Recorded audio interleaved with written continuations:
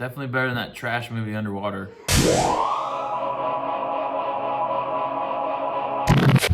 Hey, what's up? This is Blaze Movie Review, and today we will be reviewing Ford vs. Ferrari. Alright, so going into this movie, I knew that there was a lot of big nominations for this movie as far as Oscars.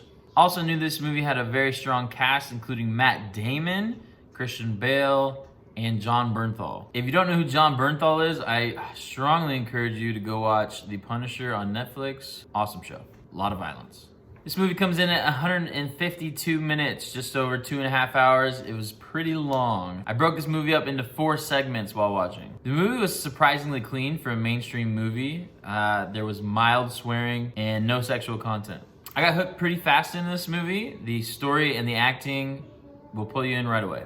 So the movie is actually based on a true story. In the 1960s, the Ford Motor Company tried to purchase Ferrari.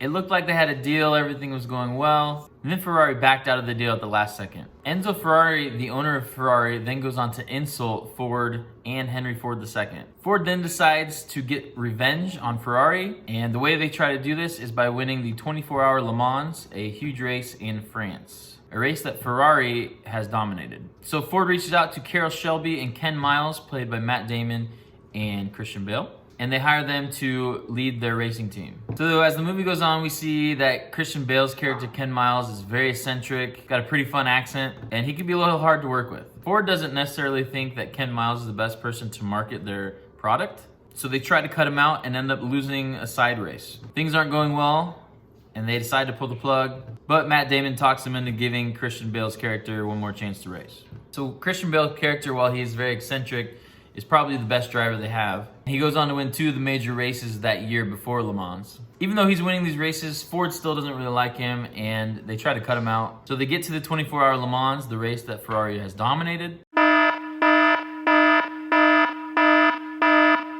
Christian Bale's character actually ends up setting several lap records for fastest time ever. He's definitely going to win the race, and towards the end of the race, Ford tells him to slow down. They want all 3 of their drivers who are in first, second, and third to cross the finish line at the same time for a great photo opportunity. So while Ken Miles was definitely crushing everyone in this race, he did end up slowing down so that they could get their photo. So all 3 Fords crossed the finish line at the same time. However, because of a technicality, Ken actually ends up losing because one of his teammates started behind him in the race. And they end up saying that he finished a further distance because he started behind Ken, so he's declared the winner. This is actually truly how it went down.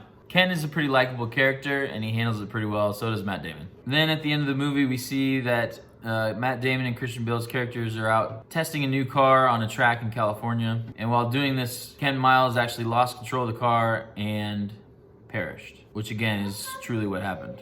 Ford then goes on to win the next 3 Le Mans as well. As far as my expectations, I'd heard really good things going into this. The movie didn't get a whole lot of publicity, but if you combine that with the strong cast and the award nominations, I actually felt like for me the movie exceeded my expectations, so I give it an 8. As far as my experience watching, this movie is very long, but it did pretty much keep my attention the whole way through. Definitely not the most fun movie to watch. You're not gonna laugh a whole lot. You feel some emotions, but overall it's a solid watch. I give my experience a 6. As far as acting goes, Matt Damon delivers a solid performance. Christian Bale in this movie was absolutely phenomenal. When you think of Christian Bale acting, I think for most people you're gonna think of Batman, that heavy accent. There wasn't one time in this movie where I thought, hey, that's Batman. He was so believable and such a great character. Based on that, I give acting a 10. It's absolutely ridiculous that he wasn't nominated for Best Supporting Actor. As far as story goes, I found it to be pretty intriguing, but I will say I don't know if someone who isn't very into sports or racing will connect very well with the movie. I also really appreciated how closely the movie followed the actual story. I give the story a 7. Overall, I was really surprised at how good this movie was. I can't stress enough how great Christian Bale's acting was. Brad Pitt was great in Once Upon a Time in Hollywood and deserved to win Best Supporting Actor only because Christian Bale wasn't in the category. Christian Bale should have won that award, hands down. And again, I found the story pretty interesting, so I give the overall a 9. If you average those scores together, it comes in for a Blaze movie rating of 8. Great movie, it's clean, it's a true story, acting was phenomenal. The real only knock I have is how long it was. I really enjoyed this movie, I think you should check it out. Definitely better than that trash movie Underwater. That's all for this Blaze movie review on Ford vs. Ferrari. Thanks for joining me, have a great day, God bless.